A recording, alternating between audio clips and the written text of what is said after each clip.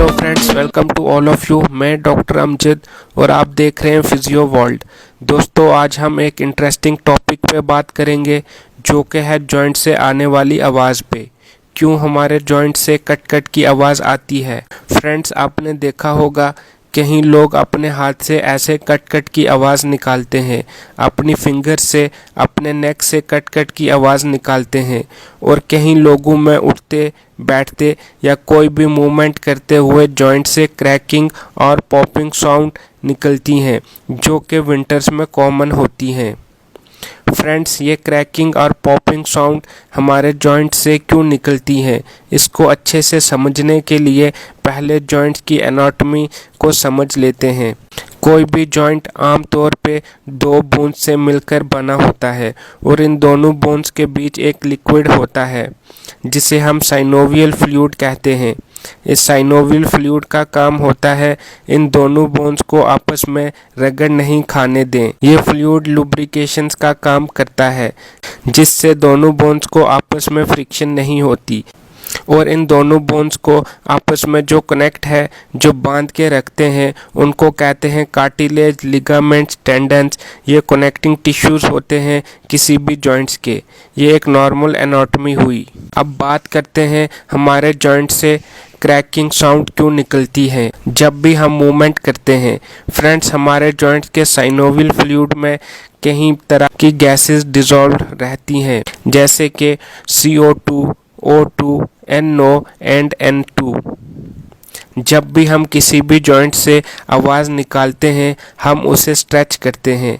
जब normal range से ज़्यादा स्ट्रेच करते हैं उससे हमारे जॉइंट्स के बीच की स्पेस बढ़ जाती है, जिससे उस जगह पे एक लो प्रेशर जोन बनता है। इसी लो प्रेशर जोन की वजह से गैसेस साइनोवियल फ्लूइड से निकलकर जॉइंट स्पेस में आ जाती हैं, और साइनोवियल फ्लूइड में ये गैस जिस जगह से निकलती है वहाँ पे एक वैक्यूम बबल बनता है।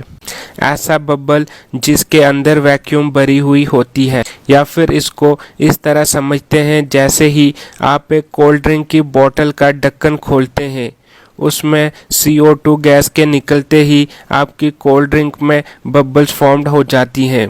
बट जो बबल्स साइनोवियल फ्लूइड में फॉर्म होती हैं वो वहाँ ज़्यादा टाइम तक नहीं रहती, क्योंकि आसपास का फ्लूइड उस पे प्रेशर लगाता है, और इसी प्रेशर की वजह से वो बबल फूट जाता है, और इसी बबल के फूटने के टाइम जो आवाज़ आती है उसे ही हम क्रैकिंग और पॉपिंग साउंड कहते हैं, जो कि इस तरह की होती है। एक बार जब गैसेस को साइनोवियल फ्लूइड से निकाल दिया जाए तो उसको वापस डिसॉल्व होने में कम से कम 20 मिनट लगते हैं। आमतौर पे ये आवाज़ें दो तरह की होती हैं, नॉर्मल और एबनॉर्मल। एबनॉर्मल साउंड जो होती है वो किसी पैथोलॉजिकल कंडीशन की वजह से होती है। जब हमारे जॉइंट्स में कोई प्रॉब्लम होती है तब एबनॉर्मल साउंड आती है।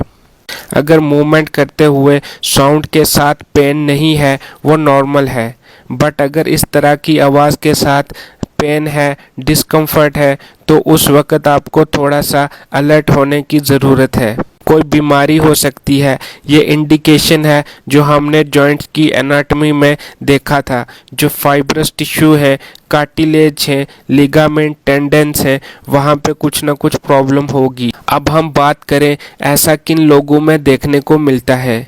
रूटीन में देखा गया वो लोग जो थोड़ा ओबीज हैं, जो थोड़ा मोटे हैं, उनके जो जॉइंट्स हैं वो जल्दी ख़राब होंगे, पर्टिकुलरली नी जॉइंट्स। इसके अलावा जो लोग एज्ड हैं उनमें ये देखने को मिलेगा, क्योंकि एज के साथ जो आपके जॉइंट का स्ट्रक्चर था, साइनोवियल फ्लूइड आपका कम हो जाएगा, लिगामेंट्स, टेंडन वीक हो जाएंगे, उससे आपको इस तरह का दर्द हो सकता है।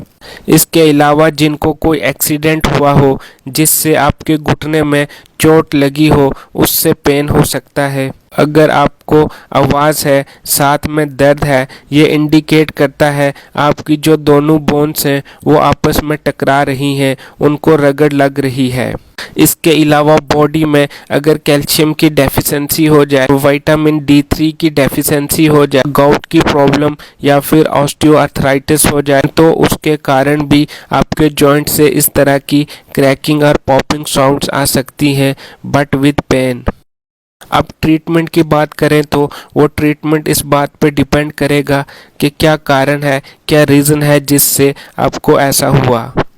जैसे कोई स्पोर्ट्स इंजरी हुई हो या कोई ट्रॉमा हुआ हो या फिर डीजेनरेटिव जॉइंट प्रॉब्लम है तो सबसे पहले आप रेस्ट करें, क्योंकि वहाँ पे जो लिगामेंट्स हैं, टेंडन है, मेनिस्कस है, वो इंजर्ड हो जाते हैं तो आपको रेस्ट की ज़रूरत होती है।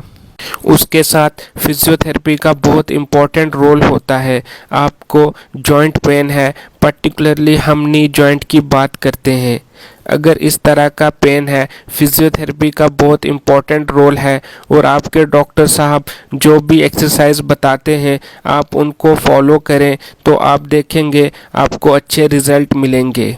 क्योंकि जो लिगामेंट्स, टेंडन वगैरह में जो इंजरी हो जाती है उसको हील करने में फिजियोथेरेपी का बहुत ही इम्पोर्टेंट रोल है।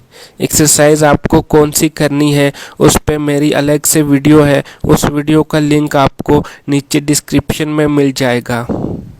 आज की वीडियो में इतना ही। आई होप आपको समझ आया होगा। वीडियो में नए हैं तो वीडियो को लाइक करें और चैनल को सब्सक्राइब करें। Thank you.